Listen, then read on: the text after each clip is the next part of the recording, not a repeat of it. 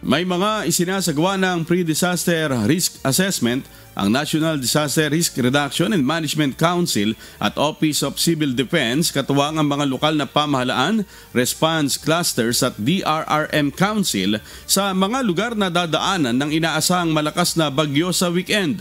Base sa weather monitoring ng Pag-asa, maaaring maging typhoon o super typhoon category ang naturang bagyo na tatawaging Uwan kapag pumasok na ito sa Philippine Area of Responsibility.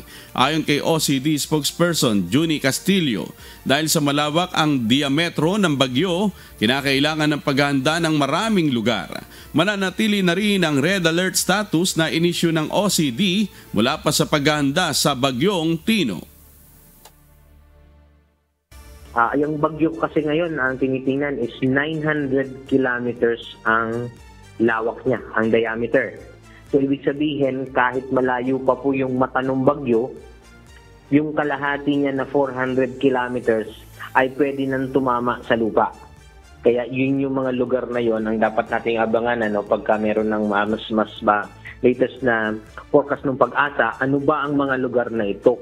Saan, kailan, at gaano katindi yung mararanasang ulan at bagyo